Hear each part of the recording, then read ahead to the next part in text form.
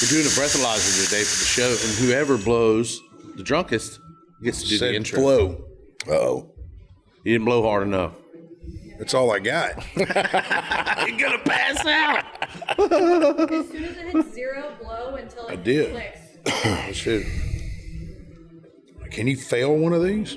I can't fail. I'm failing to get it to work. It's not working.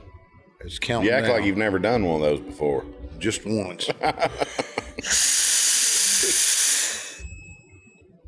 Flow. That's all I got. Well, he broke it. He broke the mold when Barrett blew into it. You want to try? I'm not that drunk, so it's not going to be. Make a click sound, not the first Take a drink. Did you let it count down? It says flow. Yeah. Is there an officer of the law around here that could help us out? 3, 2, 1. Just reserve some air so you can extend it longer. Wait for it to beep. Oh, maybe you got to keep going till it beeps. Okay. It says flow. Yeah.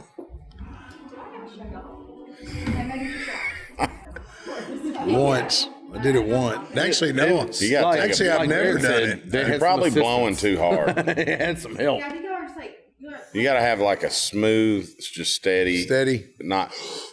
Okay. It's like there, that was the clip. You guys didn't get the clip. So do I hit start? you'll blow probably a 0.1 something if you take a drink of your beer first.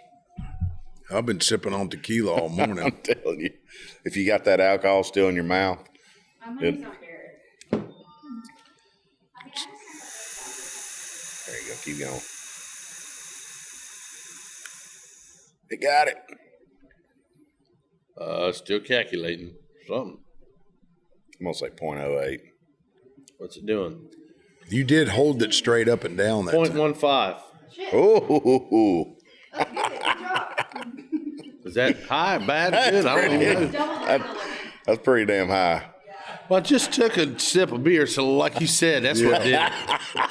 Hang on for taking breathalyzer there, officer. I need a sip of beer before I take it. I take one of these. I have one of these at home, and I now have it in the van. So Play with it. when we go out and do shows and stuff, have a little contest. Well, here it goes. It's counting down for 25 seconds this time. Those are the legit ones. Yeah. So I blow until I hear the click. Yeah, you just can't, like, Just you don't have to blow hard. Just keep going. Just blow. breath before so you have enough. I know you don't know anything about Twist and pull. Yeah.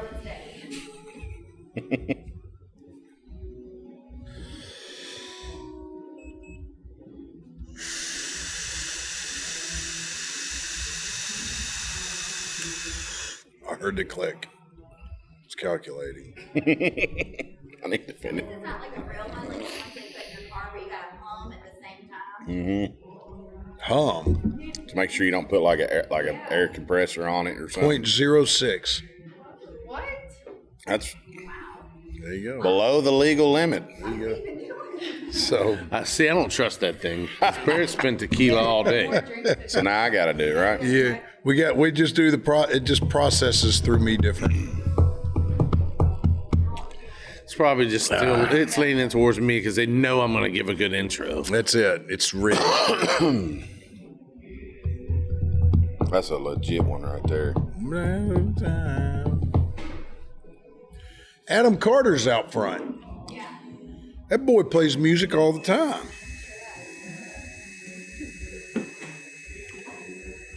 He's got a fancy hat on today.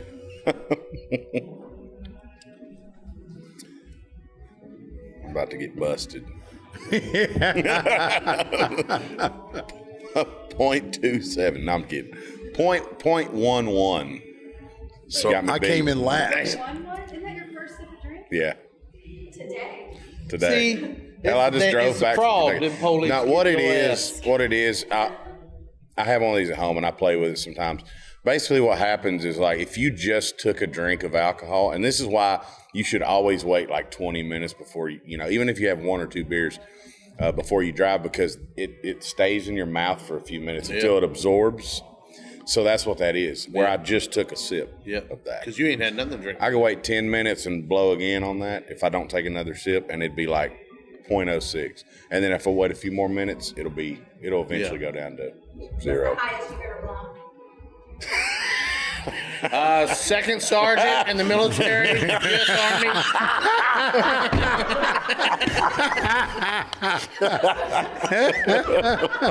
Oh, the highest I've ever blown. Someone's going to call Pretty HR damn high. on me. 747.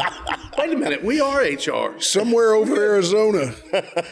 Second sergeant, Army, 35,000 feet. Yeah, Boeing 747. 1998.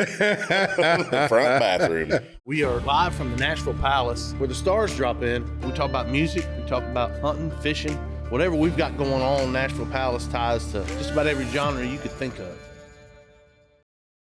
Welcome back to the Nashville Palace for another marathon NWTF version of the Nashville Palace podcast where the stars drop in.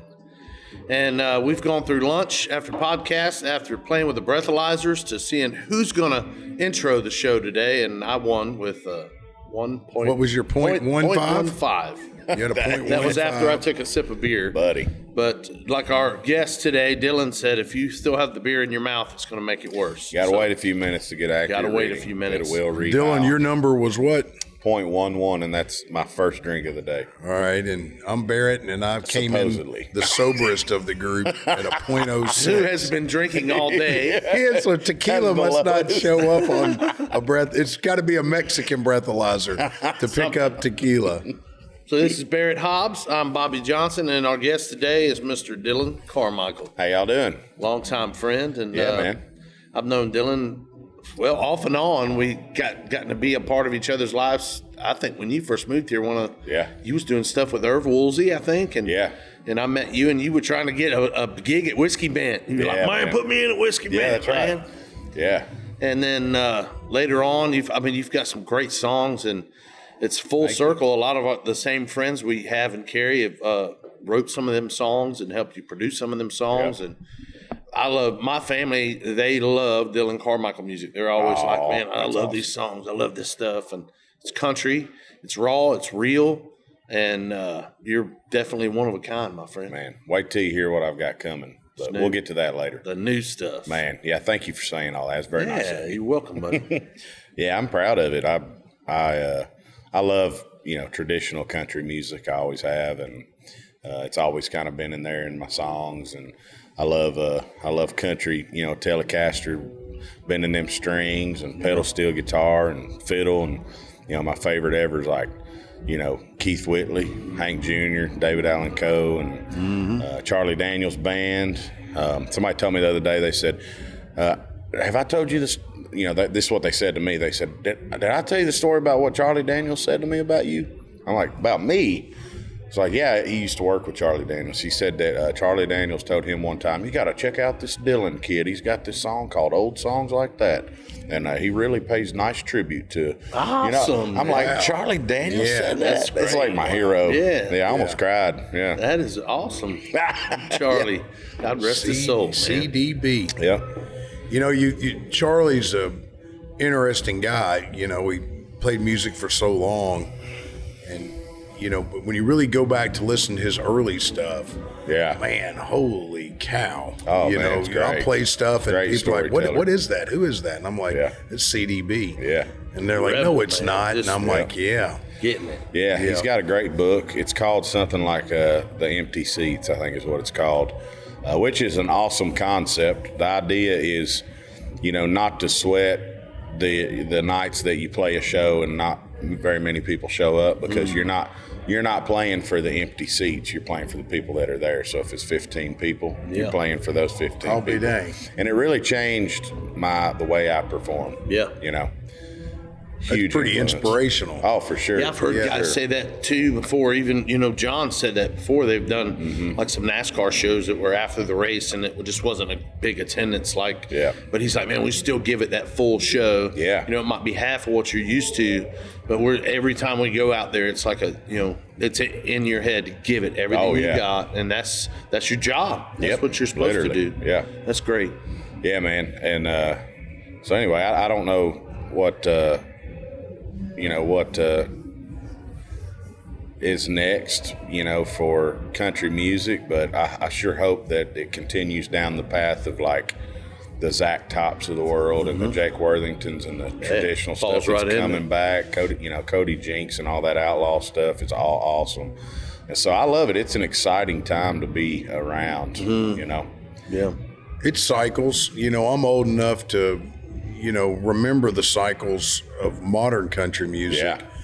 And it's about, 10, 12, 15 years, it kind of something's new. Yeah. In the Brings 80s. it back around. Yep. Yeah, the 80s, it came around in Urban Cowboy and Mickey Gilley and CDB, we were just talking about, and all those guys on that fantastic soundtrack from Urban Cowboy.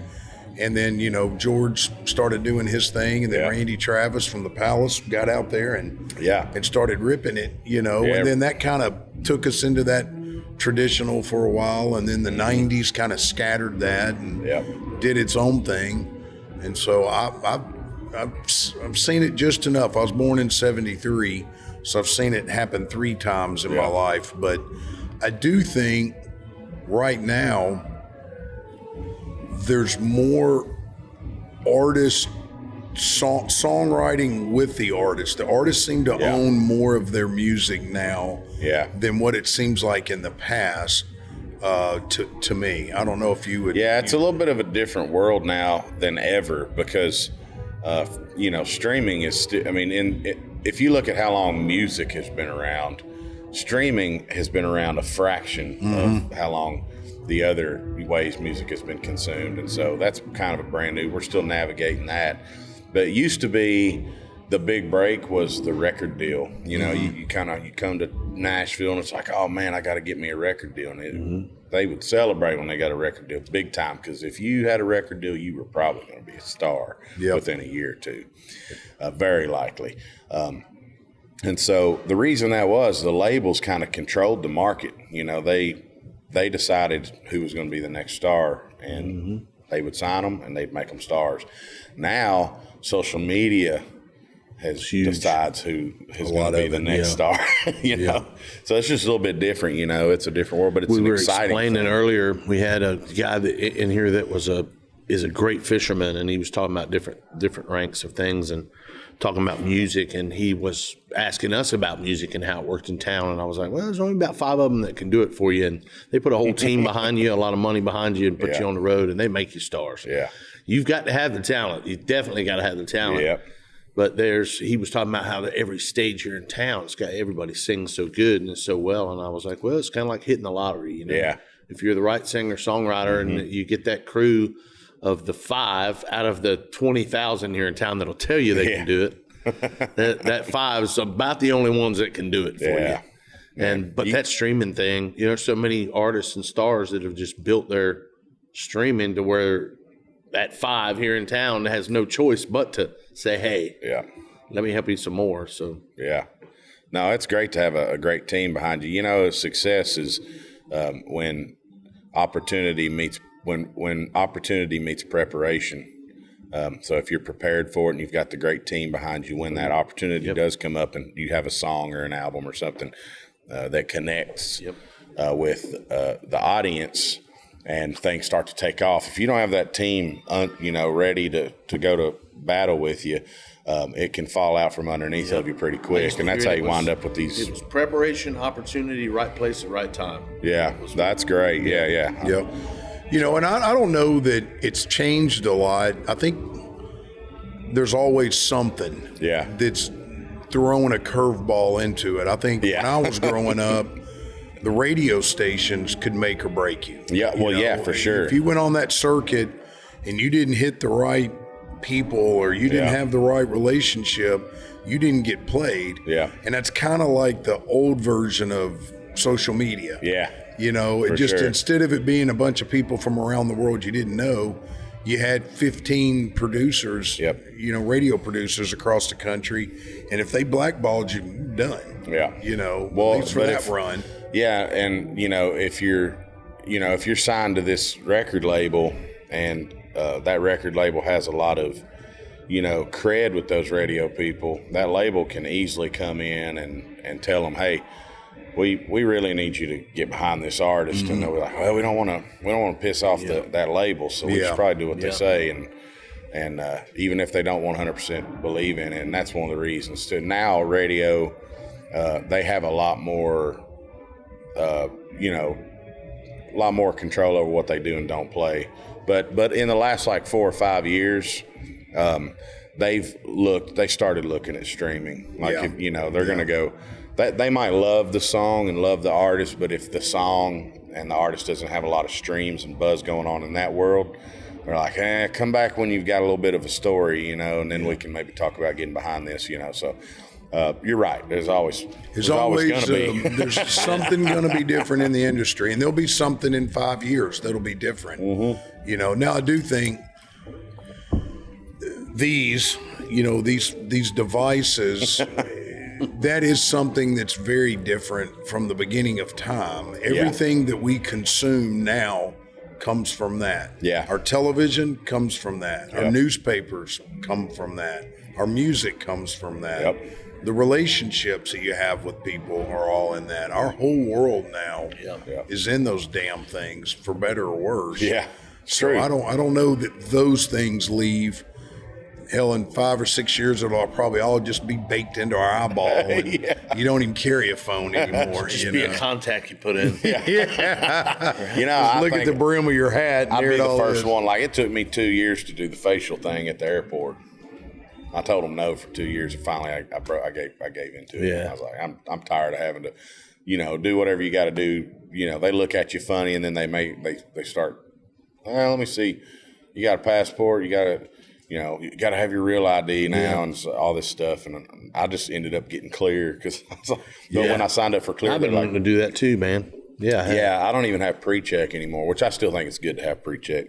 But on Clear, you just scan your passport, and you don't even have to show any form of ID anymore. Yeah, you go in and Clear scans your face, which I didn't do the retina scan because that freaks me out. I don't know why.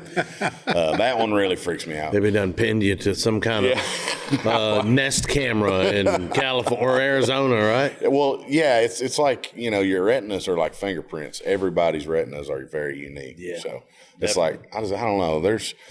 I want to be careful with the data I put out there. I don't know. Maybe I'm a little bit of a conspiracy person. I think we all are to a degree. There's things like, for a long time, I wouldn't let my phone do it to unlock my phone. I didn't like doing it. I just do my password. Eventually, I was kind of worried about it. Man, you're from Kentucky, and me and Barrett were just looking at the town. What town is it? Virgin, Kentucky. Where is that at? Where is that at in Kentucky? Bergen is, a lot of people know where Danville's at. Danville is really, it's the region is 45 minutes or so southwest of Lexington. Okay. So the border and county to my county, which is Mercer County, is Woodford County. So think about I know what's there. Yeah. And what's in Woodford County? Yeah. Woodford a lot of brown Reserve. water. Yeah. So I grew up right there in that bourbon country. Gotcha. I mean, I've been there for the last 3 days. I just got back from Kentucky this morning. So that's right. You said you were on like a distillery run. Yeah, we did some distillery Willet tours and all stuff. that. Yeah, That's I want to knock cool. all the big ones off, check those off the list, and then start going to some of the little ones. But some of the little ones are starting to close down. So what's your town like? Like My growing town? up, was it population what? It was awesome, man. Population was like 980. Yeah. I graduated with 18 people. Our school didn't have a football team, which was inconvenient for me because I was a big guy growing up. Couldn't play basketball. Did a little baseball. Essentially, everybody was into sports and stuff, but I was into music. So I was always playing with the guitar and starting little bands and stuff. But now it was awesome, man. Like I had some great friends, and my parents were friends with my friends' parents. Mm-hmm. And so it was just a small town, and we took care of each other. Every now and then we'd find somebody we didn't like. We'd have a little small town vendetta That's going everywhere. on. That's everywhere. But overall, it was a cool place to grow up, man. When I was growing up, you could still get you a little small business going and have a nice little life with a small business. My mom owned a little salon right there in the town square area and right by the railroad tracks. And I get dropped off after school at her salon. And there was a little deli over there, and they make sandwiches about that thick. get you a sandwich after school, hang out till mom got done, and get on home. Exactly. I'm with you, man. Yeah, it's nice, man. It's a cool little way to grow up. How many brothers and sisters? I've got 4 siblings. I've got 2 brothers and 2 sisters. Okay. And I'm the middle. So I've got an older sister, 2 younger brothers, and a younger sister. What's your social security number? Hell, I don't know. Name me your first pet. First pet? What was it? Chance? I'm kidding. That's a good question. First pet was Chance. What was your first pet? Scooter. Scooter, okay. Little Dachshund.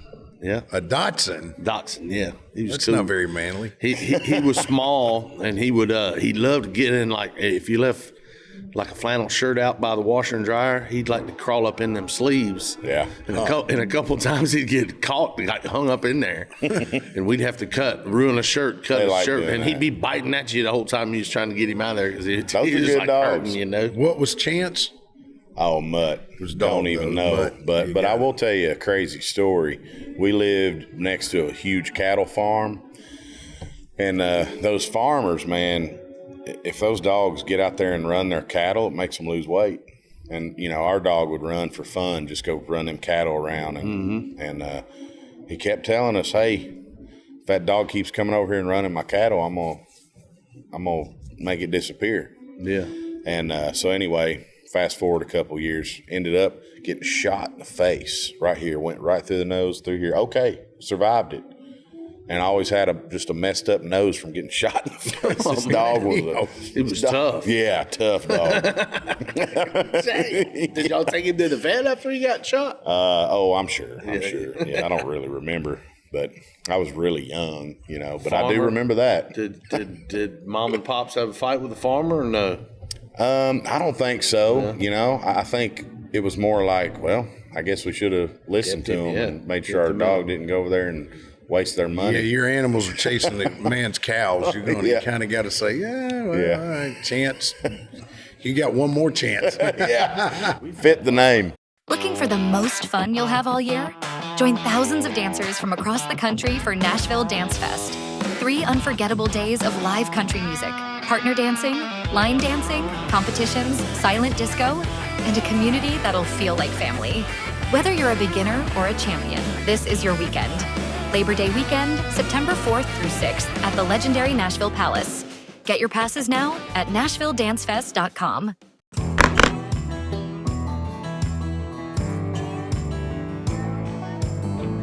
Introducing the first event of its kind, the Champions Tournament by World Bass Enterprises.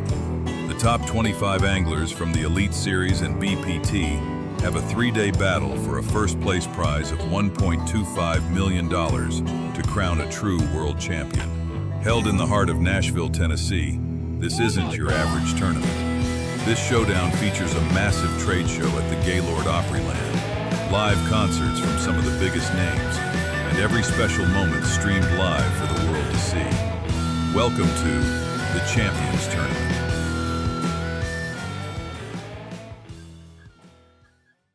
Growing up in that small town, you said you graduated with 18 people. Yeah. That's remarkably small. It is, yeah. You know, yeah, it's really small. Did your brothers and sisters, any of them play music like you growing up? My brother played drums, and he ended up getting into like civil engineering and stuff. So he works on like pipelines and stuff now. So he ended up not taking the career path, but he was a good drummer. And then my sister, she is a nurse. She's awesome. She's a great mother. She all my nieces and nephews and taking care of them, and they got baseball. And I got a little nephew that's a great baseball player, like probably going to do something with it. Huh. So she's, doing that. She never did get into music. My mom is a singer. Okay. She loves 80s rock and stuff. So she's got like some rock bands, and they go and do, cover That's gigs cool. and stuff That's like great. that. So yeah. Best music ever. Yeah, if you're around Kentucky and you see Becky Montgomery performing, go check it out. 'Cause she's great. Yeah. Give Mama a plug. Yeah. I didn't know that. Yep. Becky and Montgomery. Then, so now me, my mom, my uncles Eddie Montgomery from Montgomery Gentry and John Michael Montgomery. Y'all know them. John's son Walker, my first cousin, Walker Montgomery, is crushing it out there. He's doing awesome work. He's singing, and he's in Nashville. I've seen him. Yep. And then my cousin Madison, she's a great songwriter, now married to Travis Denning. Yeah. Y'all know Travis Denning, who by marriage is also my first cousin. So it gets pretty full circle here. Yeah. It's a family trunk. Yeah. And Walker Montgomery, John Michael's son, is married to one of the girls from Tiger Lily.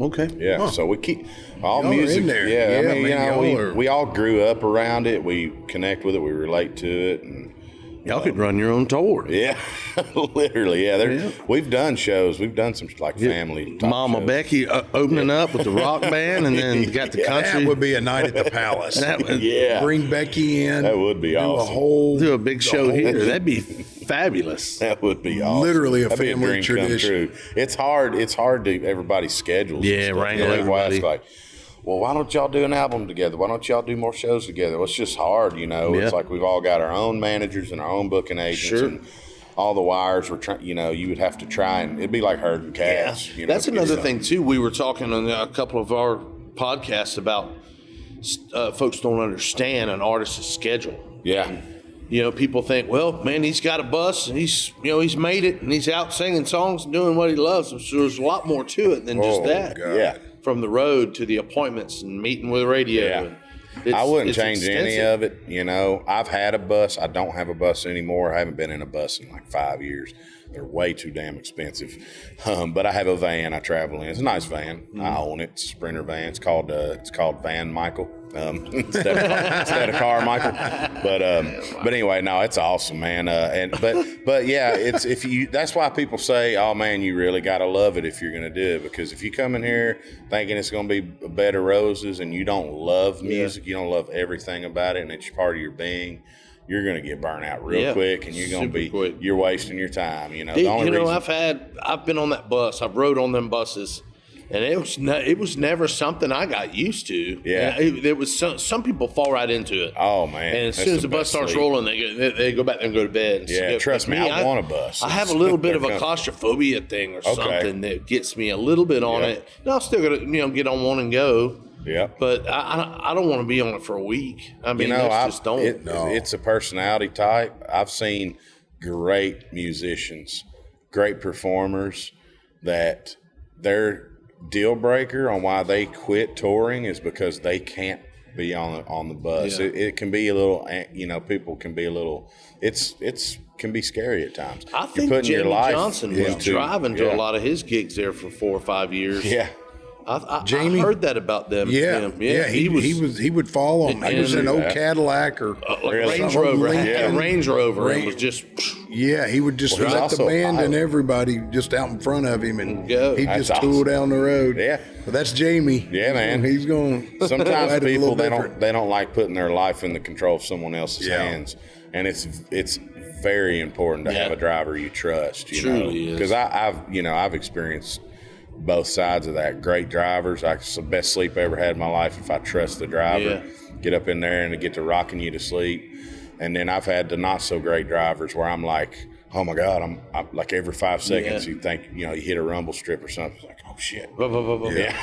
I've always thought if I ever won the lottery that I'd like to take and put a trailer like guys pull behind the big Prevost and just rig it for hunting and fishing. Yeah. I thought, would that not be the best? Just to have grills in the trailer, your Prevost rolling down the road.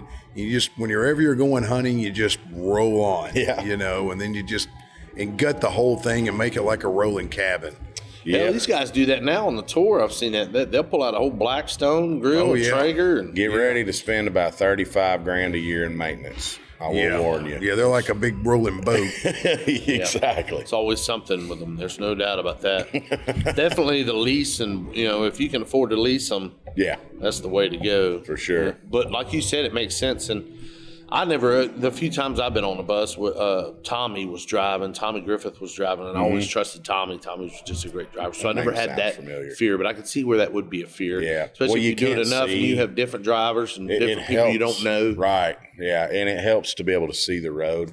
Yeah. But if you can't see, all you do is you just can feel it. And well, that's what I would do a lot too. If I couldn't sleep, I'd just go sit up there with the driver. Mm-hmm. Just sit up there and watch the road. It's a thing, man. It's a whole vibe sitting up in the front. Yeah, definitely. So when going back, and something I always like to ask folks is, what's your first music memory? When you go back and think, what's the first thing you can remember? First thing I can remember.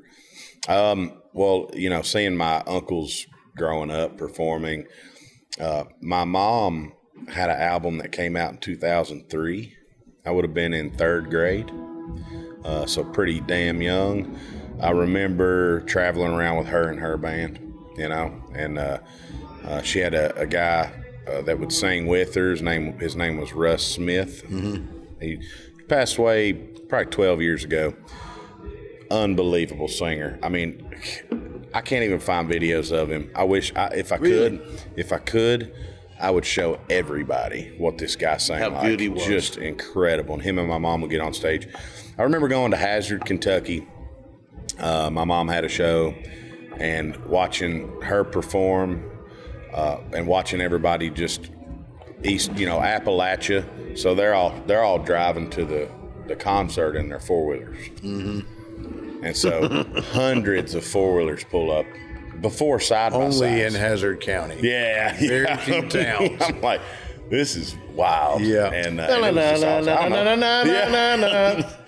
every festival in the early 2000s had one of those General Lee's there. Yeah. Man, it was good. I remember that's one of my first music memories. So did she, when she put her album out, did she put a country album out, or has she always been a rocker? No, she came to Nashville, found a producer, had songs pitched to her.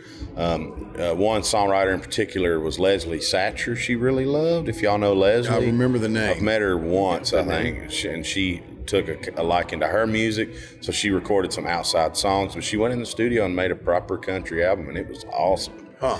Wow. And it just, she was busy being a mom. She had a newborn, essentially, Alan, my brother, and then she had my sister, who was in middle school and high school, and I was in elementary and middle school, and so she was busy. So she was trying to do all the stuff, and I don't know exactly what happened or didn't happen, but the album did pretty good locally, and then it just kind of fell through the cracks. But I think it's one of the greatest albums. I love it. Oh, I'll be danged. Yeah. That's cool, and that's a great relic to have. Yeah.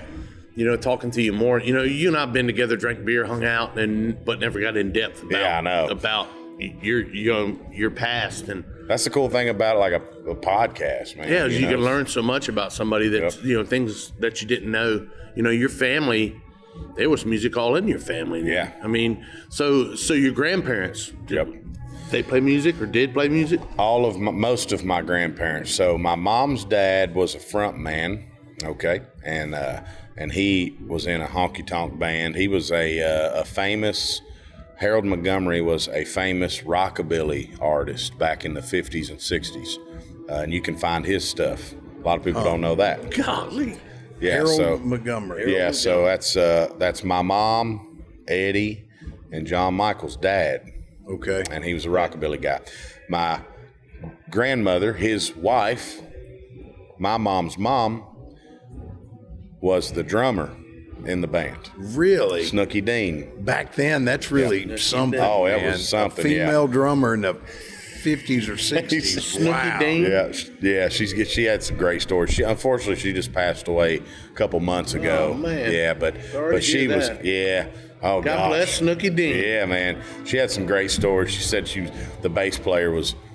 She was back there drumming one time, and she said the bass player. She noticed he just was distracted by something. And he kept doing this, and she's like, what the hell is he looking at?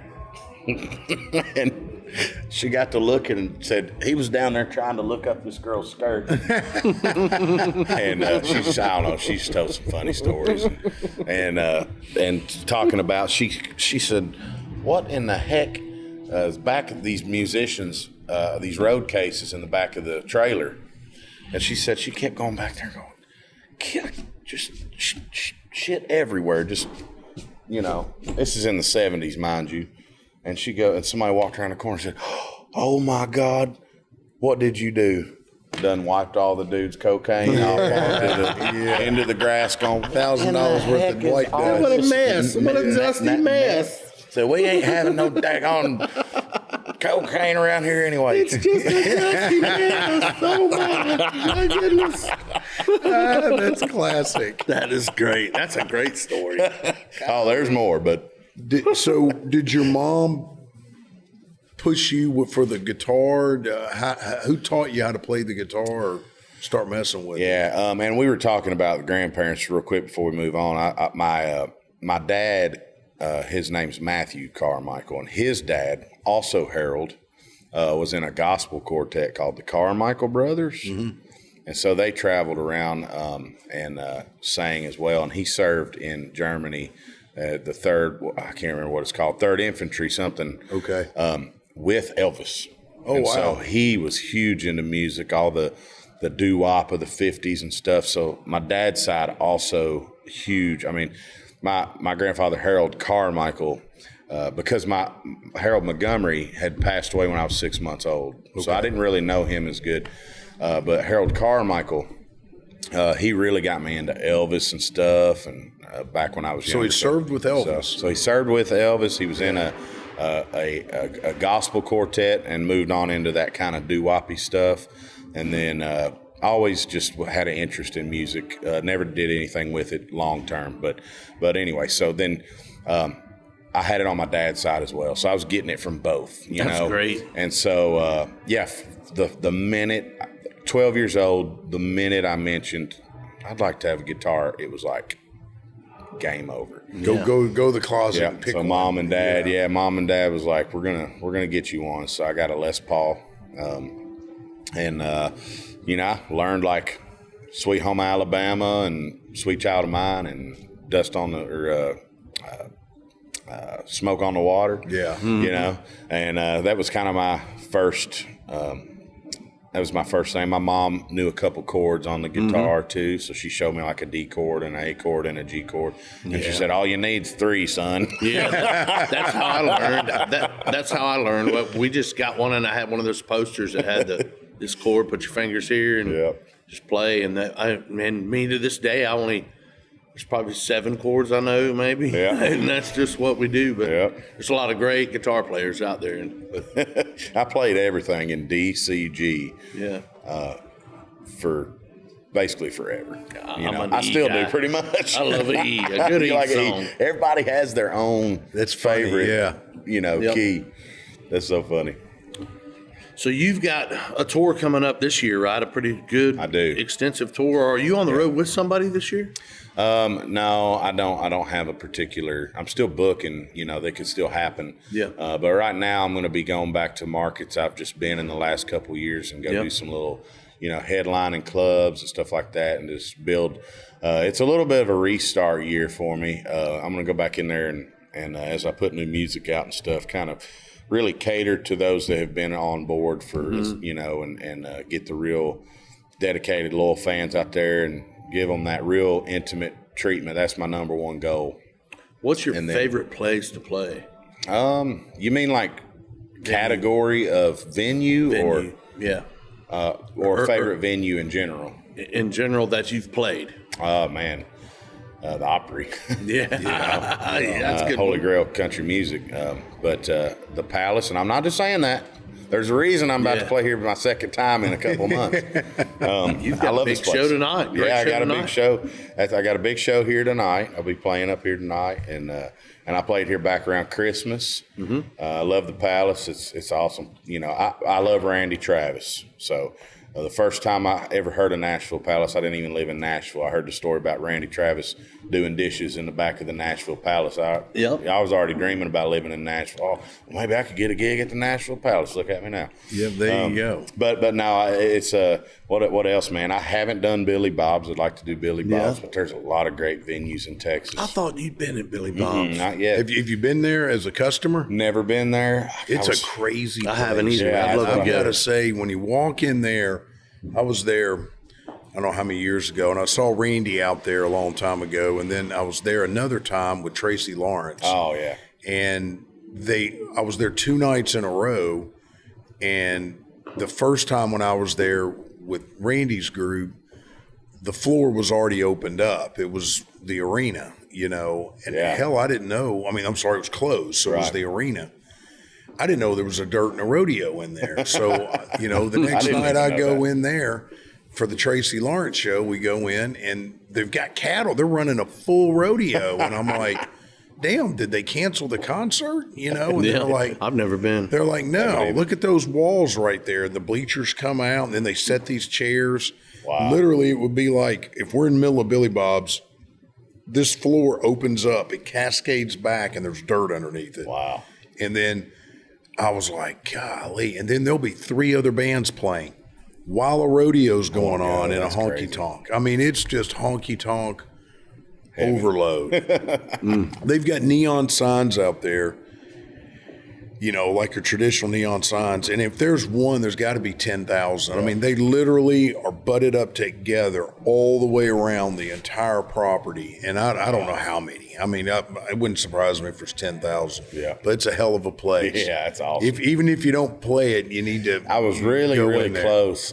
Jelly Roll was playing there. Okay. And a couple years ago, and we were in town, right, maybe 15 minutes away. And I just couldn't get the schedule to line up right where I could sneak over there for a little bit and catch that show. Other than that, I haven't had very many opportunities to go. And as soon as I do, whether I'm playing or not, I'm going to. I'd like to do that too. I've heard about it. But well, I'll tell you what. When you get a gig at Billy Bob's, I'll book a flight and go. There you go, buddy. I'm gonna come hang out with you. That sounds That'd good. be that's a deal. Where's the first place you were paid to actually play? So I'll name 2 places because both are equally important. But technically, the first one, super important place where I got discovered, a place called Mama's Last Chance Saloon. Where is that? Nicholasville, Kentucky. Okay. I was 16, and my mom was a karaoke DJ there on Thursday nights. And Mom word started going around town that she was really good at it. And so she got a bunch of gigs doing karaoke, and she just couldn't handle it all. And so I started off doing karaoke there, taking some of her shifts. But Mama, who owned it, found out real fast that I was 16, and she's like, you're not really supposed to be here. So we kind of came up with a deal. I was like, well, I'll walk straight in. I'll do my job, and I'll leave. You won't catch me with a beer. Don't worry about it. I wouldn't fly today at all. Right. But back then it did. And then eventually I was like, I play guitar and sing too. And she'd have people cancel last minute. And I'm trying to find somebody to play this show. I'm like, hey, just holler at me. I know I can play 4 hours. Yeah. And 16 years old, so she's like, all right, as long as you go straight to that stage, and I don't want to catch a beer in your hand. And so that was my first pay gig. I think I was getting like $45 or $50. That's cool. That's the way it ought to be. Yeah, and man, I was doing Waylon and Keith Whitley, and people come up and they request songs, and I'd write down the song they requested if I didn't know it, and I'd go home and learn it. So I was literally playing exactly what they wanted to hear, and I learned a big lesson then. And so, I went from there to another place called Austin City Saloon in Lexington. And that's kind of like Eddie and John cut their teeth there. That's where they learned to it's honky-tonk you. I bet it felt good. I bet it felt good to go in there knowing the unks were in there. Yeah, new owners at this time, several years later. We're talking about early 2000s and 2010s. And they were there in the 80s. So this place has been around a long time.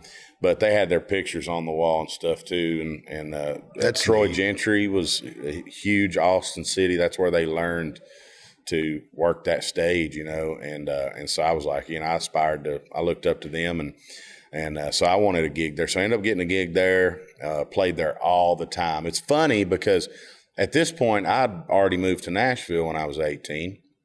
I'd already moved to Nashville, so I literally could not get a gig in Nashville. I went down to all the places on Broadway, and I would audition and do all the things. At the time, 2010s. You hit me up too, I remember. Yeah, man. And Bro Country was in big time. Yeah. And it was like you had to have the look and the pop sound and whatever, your bro and high five. And I was doing like, Keith Whitley and Randy Travis and Vern Gosden and Merle, and that was all I really wanted to play. And all I really knew, and I would play those. And I'm like, it's just not really in right now. You know, we don't want to bore everybody to death, and we're gonna pick the guy that knows all the small things by Blink 182. And I'm like, screw y'all. I don't even want to. So I would go back to Kentucky where they still loved the old honky-tonk shit, and I got all kinds of gigs up there. So I was living in Nashville, driving to Kentucky to play gigs. It was reversed. And I was like, what the hell am I doing? And I often was like, why am I even here? Like, I'll just move back to Kentucky. I'll take more gigs up there. Thank God I didn't. Obviously we know that's part of it with Nashville is you know. I don't hold anything against any of those people. They were doing what they needed to do at that time. And I remember those days of sorry, I didn't mean to cut you off. Me and Barrett would say it all the time, booking, Bootleggers and Whiskey Bent and Silver Dollar. The music that we like to sit down and drink whiskey and hear, we couldn't really book it because it didn't make the cash registers. Right, exactly. So we had to find some of those guys that could sing the bro country, the Florida Georgia line that was hot at that time. Yeah. And then there were certain days, like during the day, if someone was playing acoustic, you could get away with a lot of that because you got people that came back to your bar after going to some of the other bars that are the bro country. They would come back and hang out, and but it was a gamble to find which days you could actually do that and get away with it. Yep. Well, and it's funny how quick it can flip flop because now it's getting to where if you don't know the classics, man, if you don't know them and you ain't playing them, and people start. They want to hear it. It's cool. It's cool to be for country. Years. Me growing up playing like. You said if someone requested a song, you had to write it down and go back home and learn it the next. Yeah. Now these guys just pop their phone open, read it from a phone, and they're just doing it from what they're reading. From an owner's standpoint, I don't like that. I would like to encourage people to try and not do that, and I get it. I never did. I always assumed it was like maybe they were new, and I think that's probably what people think is, they're new. They're maybe still learning the song. They got to have the lyrics or whatever. Yeah. No, they've been doing that for years. Yeah, it's like a pacifier. We would even fake it. Get rid of it. You could get through a song and kind of fake it, and it was still, to me, it looked better than standing there reading something. I told one guy one time. Flipping the screen in between choruses. That's really bad. I don't mind somebody, if somebody comes up and says, hey, it's my mom's birthday and I want to hear a Barbara Mandrell song. Right. And you're like, Jesus, I don't know, sleeping single in a double bed, So, and they say, well, you try your best at it. And I don't mind that. That's cool. They're trying to make a customer happy for that one song. But I've told them before, I've just walked up right to the artist and I'm like, look, man, I don't mean to be mean, but you're in Nashville. Yeah. So you can get away with that shit in Little Rock. And you can get away with a lot of other bars. Yeah. But we're not having, cheater screens up here. Right. You need to maybe move back home and learn your songs and come back, or play with someone and or tell us you can only do an hour's worth of songs. Once you get, Yeah, I mean, once you get used to doing it that way, you can't undo it. Like I did a thing, and they had all the production was already there. There was multiple artists on it, and they all were they had it set up the same way for everybody. And there was a teleprompter, and I got there, and I'd already sent my songs in. I was going to do. They already had the lyrics and everything ready, and I was on stage, and I kept seeing the lyrics in the teleprompter out of the corner of my eye, and it was messing me up. Yeah. And I was like, I can't do I'm trying not to look at the teleprompter. I'm like, every time I look at it, it throws me off because I'm not used to reading words. I would think that's interesting. I would think I can't pick a guitar and I can't carry a tune in the bucket. Yeah. I just can't. So, but I would think if you're on stage that teleprompter, if you didn't practice with the teleprompter, how would it know the rhythm that you're going to do that particular night? There is, and Gary can correct me if I'm wrong because he knows more about that because he's huge knows everything about any production music business guru, by the way, Gary is. I'm pretty sure that there's a guy or gal that's literally stands there and has the voice in their ear, and they have a scrolling mouse thing, and they'll roll it as it goes by. And I've never paid attention. If that person, if the singer speeds up, they'll speed it up. If they slow down, or if they talk, they'll pause it. That would just drive me nuts. There's like a person whose job is that. Wow. Yeah, that's inside. Yeah. It's inside ball people don't know about. Yeah, you know. Yeah, it's that's funny. Cool. I heard there's a lot of cool stuff like that. I mean, that whole production world, like those arena tours and stuff going back. I could go backstage there and look at all that stuff, the way they do that stuff all day long, and just never get tired of it. Yeah, it's funny, the arena stuff. Be interesting from your artist perspective, you know. And like Bobby said, I'm kind of old school. I mean, I grew up down here in Music Valley. And I fished with Porter Wagner and ate catfish with Johnny Russell and knew June Green that took care of Jack Green. You know, I mean, I grew up with all the Opry guys when I was a little bitty kid. That's awesome. And so I've always been more of a traditionalist. And you kind of think about all that arena production, and when it really comes down to it, listening to you guys as a non-musician talk about, well, it's 3 chords, you can get away with anything, or maybe 7, or it's this. Yeah. Then you've got all this bullshit going on in an arena. And then I think of the people that I really enjoy listening to, the George Straits, the Alan Jacksons, the Randys, and they pretty much could do it on this stage, what they do with a spotlight. Yeah. And all that other is just kind of. Yeah. You know, a singer, if you're a good singer and sound good, you don't even really have to play the guitar that much. I mean, Dillon's one. I mean, he's singing full. Thanks, you know? buddy. And just to hear their voice. And there's a lot of different artists they're singers, and there's great singers. Yeah. So there's a difference there, too, and some guys are more showmen than they are singers. You know, and at the end of the day, like to me, the question is always, how do I super serve the fans? If those fans are liking something I'm doing, then I have to lean into that. If they're not liking, so for example, if I'm moving around the stage a bunch, I have this big showy thing, and somebody, and you know, I'm seeing comments or people are, you know, coming up and going, I wish you'd stand still a little bit, or if it's the other way around, it's like, you know, hey man, you should move around a little bit. I wish play this song, don't play that song. Listen to them, you know, and that's kind of like, for example, like rock and hip hop. Some of that production stuff actually elevates that, you know, and that's what those people like. Dancers, see the flames and all the stuff, and so super serving them and giving them more of that. Country music, a lot of times, most of the time, maybe almost always. The storyteller aspect of it, lends itself more to the approach of like how George Strait does it, which I respect the heck out of him.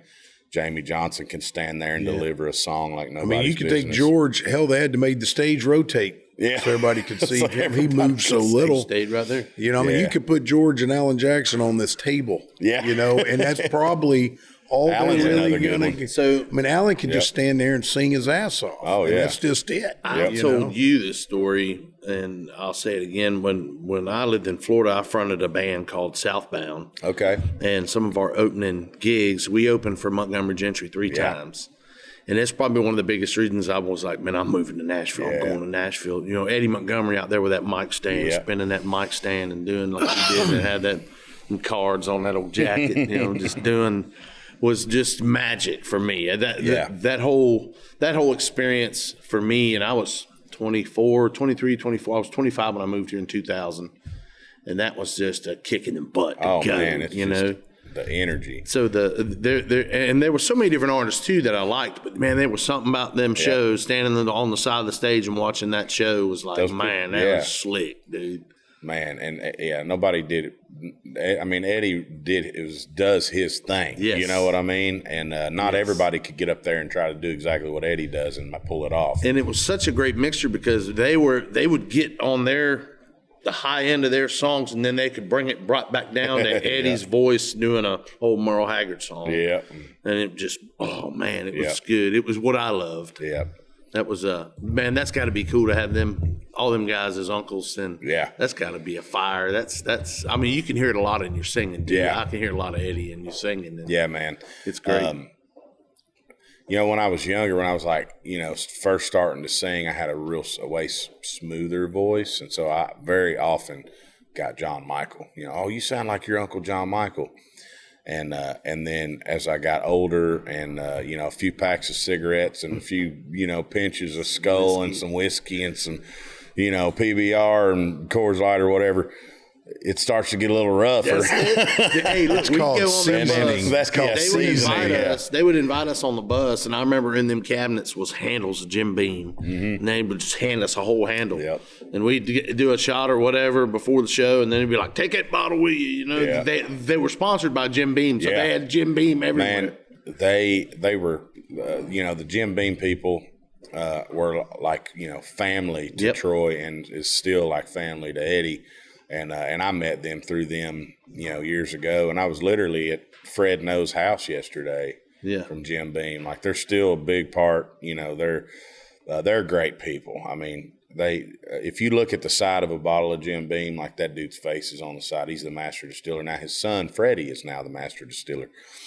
We love Beam products. We love Jim Beam. But speaking of Jim Beam products, I don't know these lights. I don't know if y'all have a sponsorship. If you did, we can maybe get you one if you want. Yeah, buddy. I'd love another tequila. Hey, let's do 3 little shots of Jim Beam. We'll do a little tasting. Yeah, I'm good with that. Can we get 3 Jim Beams, please, and then maybe a tequila on the side to chase it? Can I ask this? Can we get Dillon to sing the song?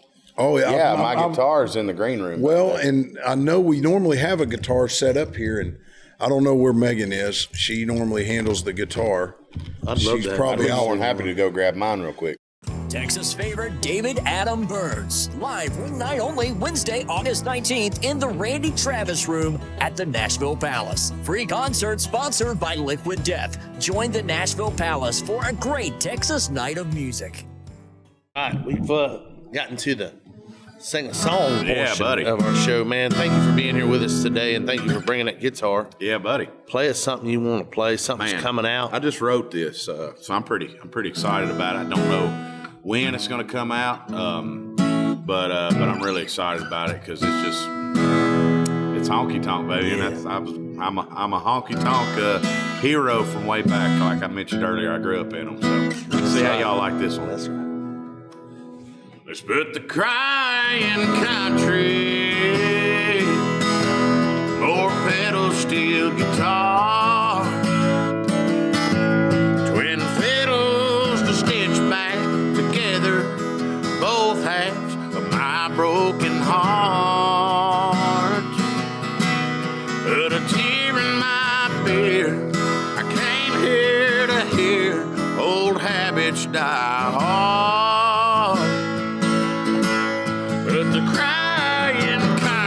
Take my jukebox money, now close down this bar.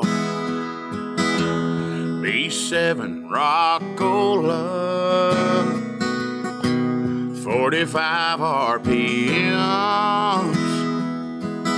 Ain't heard nothing that lonesome since I don't know when.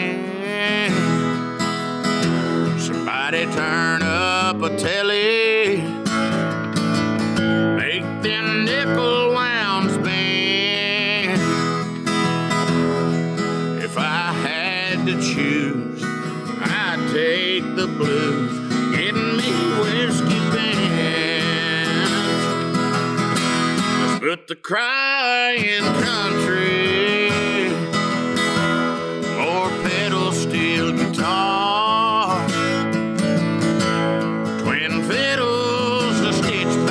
together, both halves of my broken heart. Put a tear in my beer, I came here to hear old habits die hard. Let's put the crying country, take my jukebox money, now close down this bar. Here we go. All the honky-tonks in Nashville ain't honky-tonking no more, except the Palace. Somebody play me Vern Gosden before I walk out that door. Let's put Put the crying country, more pedals to guitar, twin fiddles to stitch back together both halves of my broken heart. Put a tear in my beer, I came here to hear old habits die hard. Put the crying country, take my jukebox money, and I'll close down this bar. Put the crying country. Sir. Dillon Carmichael. Man. Thank you. Yeah, I just wrote that one. Brand new, but so golden. Thanks. That's great, man. That's so good. It just has. I can't wait to hear that one. I'm excited about that one. I bet you got some steel guitar and some twin fiddles in that Joker when you do it, huh? Oh, yeah. Woo. Oh, yeah. Where were you when you wrote that? I was at I was with some great guys, great songwriters, Cole Phillips and Bob DePiro. Bob. And we were at a publishing house, an old publishing house, one that's been around for a long time. And I brought that. I'd had that idea for a while.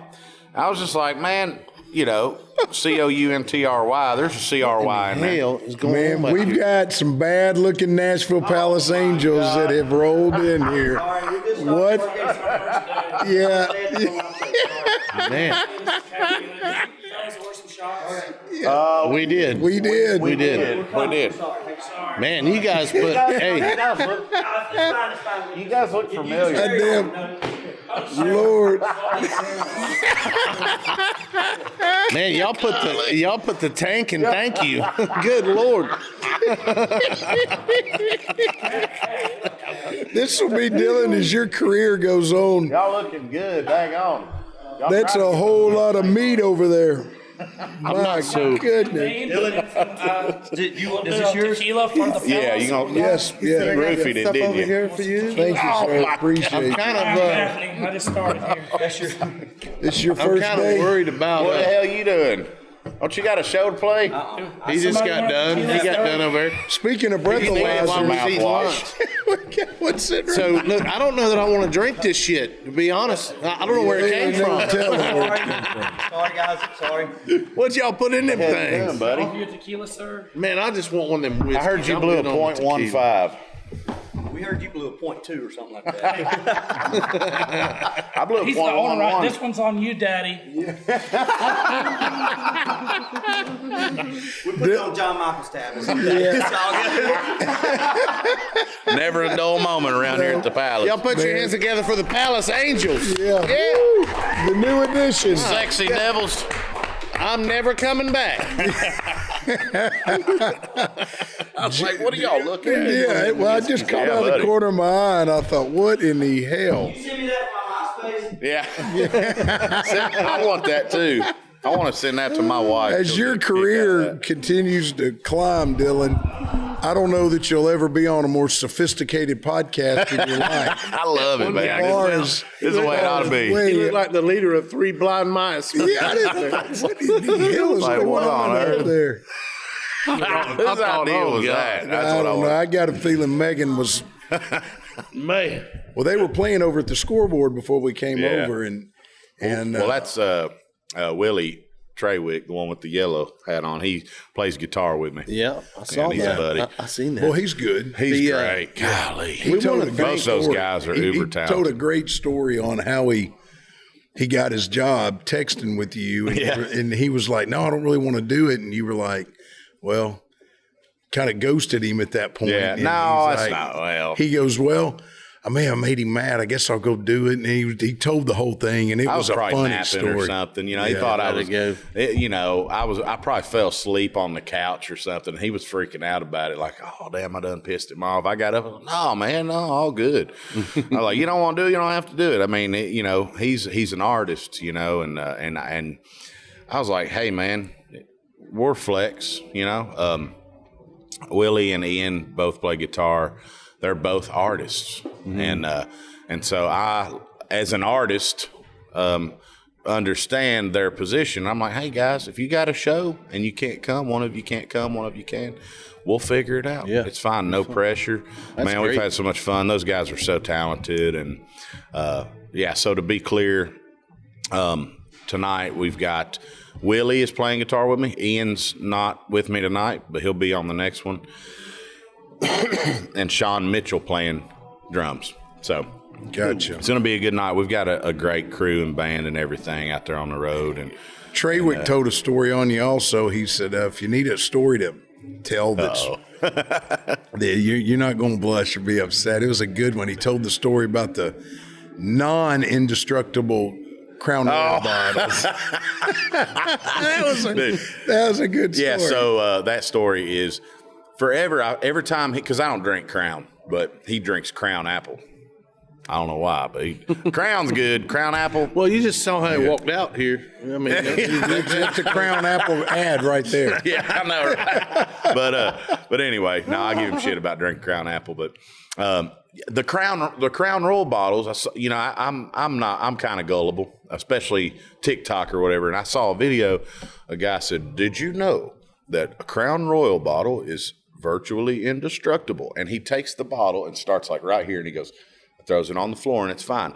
Then he goes up a little higher on a surface and throws it like maybe 10 feet, and it hits the floor, and it's fine. He goes up to the roof of a building and throws it off, and it hits the ground, and it was fine, okay? So I went to a bar. I was like, that's a cool little bar trick, man. If we polish off a bottle or somebody polishes off a bottle of Crown, I'll say it's indestructible. And because I believed it. And so I went to a bar one time, and I took it, and I threw it up in the air, and it came back down, hit the ground, didn't break. I grabbed it again. So y'all don't believe me? I'll do it again. They're like, no, man. I'm like, watch. Threw it up 2 or 3 times, hit the ground, didn't break. So fast forward a couple years later, I'm with Willie, and he's drinking Crown. I'm like, those are indestructible, right? He's like, no, they're not. And I'm like, watch this. I take it, just full confidence. I take it, and I go, watch this. Full bottle of Crown just busted on the ground. And I'm like, well, damn, I guess they're not indestructible. He's like, oh my God. Because I didn't even know the backstory was it's hard to find in some places, and they had to. Yeah, that's what he said. He goes, I've been begging them to have Crown Apple Crown on the bus, on the rider, and they never do it. He goes, and the one time they do it, it breaks the damn bottle. And then we went to the same town. We went to this little karaoke bar, all right? And, they're acting like that. Mm-hmm. We all walk in, and they're just like, yeah. And the bar's like, who are these people? And we all go song for song on karaoke in this little small town. People were like, oh, my God, y'all are so good. Like, y'all. And they're requesting songs. Next thing you know, everybody's hammered. We got everybody in that little bar drunk. And everybody's singing karaoke, and we're all just going, And next thing we know, it's like 2:00 in the morning. The bar closed the doors, and we're still after party at this bar. We've got our dogs, our Yorkies on the bar. They're running around, And so what was my story here? Oh, he goes up and he goes, y'all have Crown Apple? And he goes, this guy just broke my bottle of Crown Apple at the show tonight. And they're like, don't tell nobody. And they slid him a new bottle in that little bar. I wish I knew what it was called. I'd shout them out. They gave him a new bottle. Take care of everybody. But yeah, do y'all want to do a little Jim Beam? Yeah. So he drank mine, so I'm drinking tequila. Yeah, that's all right. For the love of Kentucky, my God. Yeah, buddy. Cheers. Thank you, man. Yeah. Long distance. So people don't know. Because Jim Beam's everywhere, right? It's going to be right there next to all the other kind of like well bourbons and well drinks right there in the front of the bar. I think, that's just a cheap, well whiskey. Who cares? A lot of people don't know. That's a damn good bourbon. Oh, man. Jim Beam 7, white label, especially the 7-year, which doesn't exist anymore. But the white label behind any bar that you see, Jim Beam. And I'm not sponsored by Jim Beam or anything. Like I said, they're family friends of ours for years, but that is a great bourbon. Yeah, a good story, good family. I'm a big traditional, generational type business. My granddad opened this place in '77, and we're trying to make sure that it makes it to 2077. Yeah, man. And it will. So when it takes guys like you and artists like you that appreciate the honky-tonk world. You know, Bobby and I booked, I remember this like it was yesterday, and it's 13 years ago probably. We had Mark Chestnut down at Whiskey Bent one night. Okay. We were doing some smaller deals with artists and trying something different on Broadway because nobody ever wanted to do a cover charge or a ticket at an event. And I was like, well, that's fine. But it doesn't mean you can't try it every once in a while and do something different. Anything's possible. Yeah, so we thought, hell, we'll bring. I love that. We had Daryl and a bunch of them down there, and Mark Chestnut was one. And we're walking through the parking lot to bring him around the front to come on. And I go, man, I really appreciate you doing this. He goes, you know how long it's been since anybody asked me to come in a honky-tonk in Nashville? He goes, just the fact that you respect honky-tonks, I'd have played for free. Yeah. And I said, well, you can give it back. And he goes, no, that ain't how that works, but I would have. And we laughed and we went on in. And you know, I've always said I could quit drinking tomorrow, but I'm addicted to neon and the music and the vibe and the culture of a honky-tonk. Man, I feel you. For a young man like you to be as healed in traditional country music, it's an honor to have you here with us tonight. Thank you, brother. Thank you. And just for what you're doing for it takes all of us to keep the wheels rolling. It really does. In the right direction. Yeah, for sure. You know? For sure. And, you know, the waves of different things, you know, just surviving those. I was talking to somebody not long ago, and, you know, I got in a little bit of argument on social media with somebody. They were saying, if your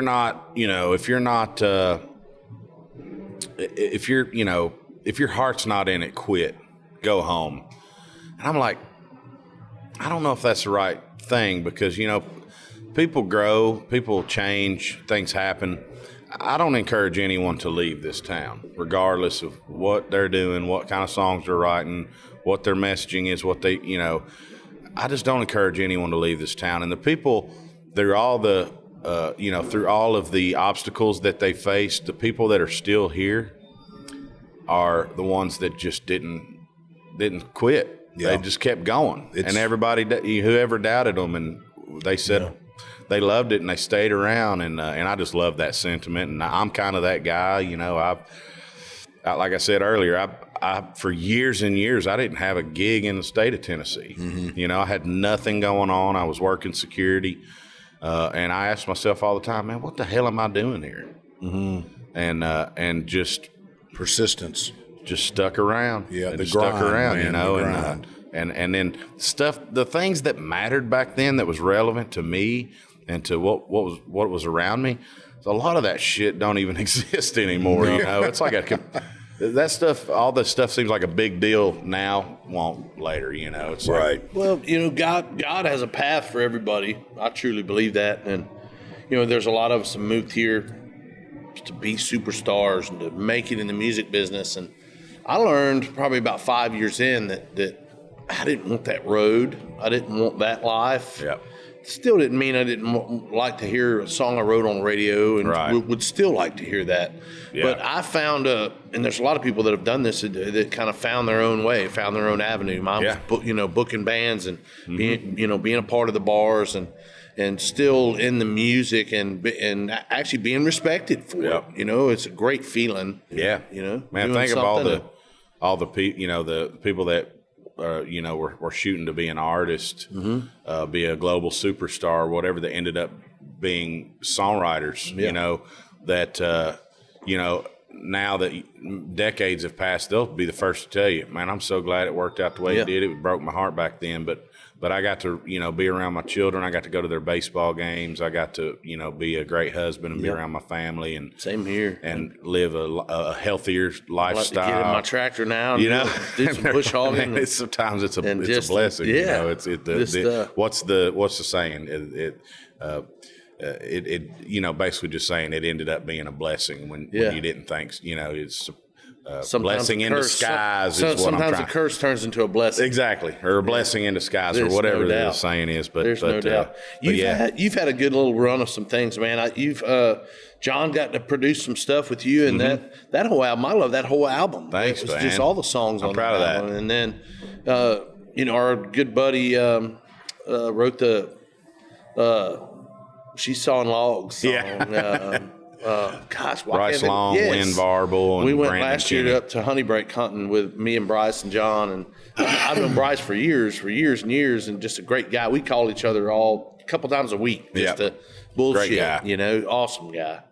And I had heard him sing that song a long time ago. And there was a song John had too that you cut, Country Women. Yeah. I remember when John first moved to town, and he was playing that. He had a band CD from California. It's called Northern Comfort. Okay. It looked like the Southern Comfort album cover, but it's called Northern Comfort, and that song was on it. That's awesome. Country Women. Yeah. Had that old high-pitched John Party Young, Hungry John. Yeah, man. It was awesome. I loved the way they produced that demo. Yeah. I could probably find it real quick. All that was good. I was just listening to that demo the other day. It's awesome. I had a whole CD that was from Bart Butler. Shout out to Bart Butler. Yeah, man. That I had in my truck back when we had CD players in the truck. That was about the time John had moved here was 2008, I think it was. And I'd play it, and it was just songs that never made albums that they had cut in them studios, and I still got them. Somehow they transferred to my iTunes, and they're on my phone. Yeah. And there's songs that on there forever, and some of them you'll never hear them on the radio. Right. But still, they were ones that they just went in and cut. B-side music, man. That's some of them songs were the ones on there.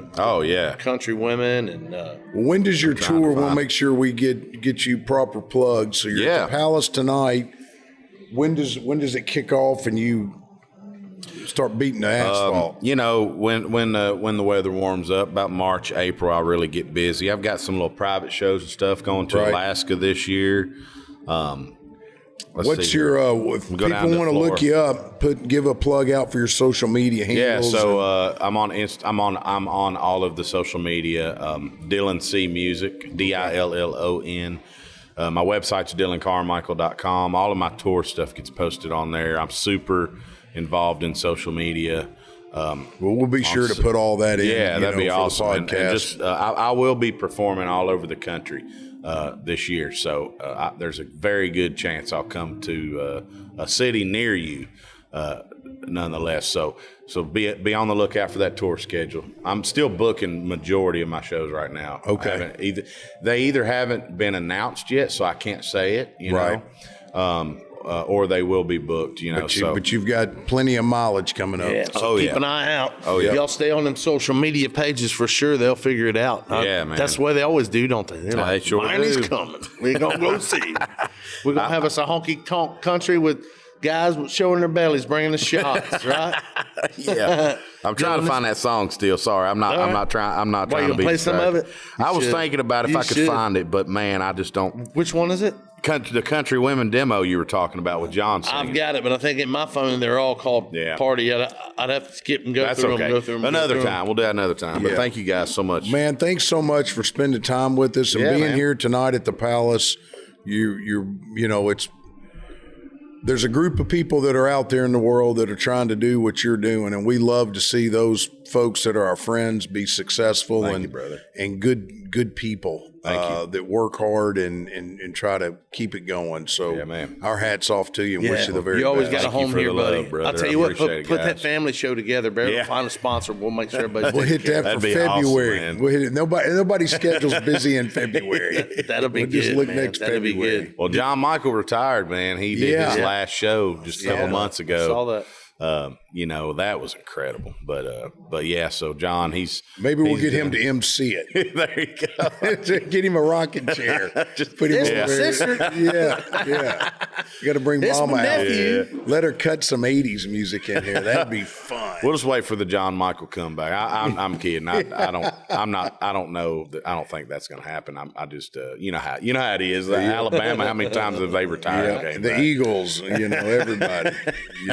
Even Top Gun doesn't go away forever. He comes back.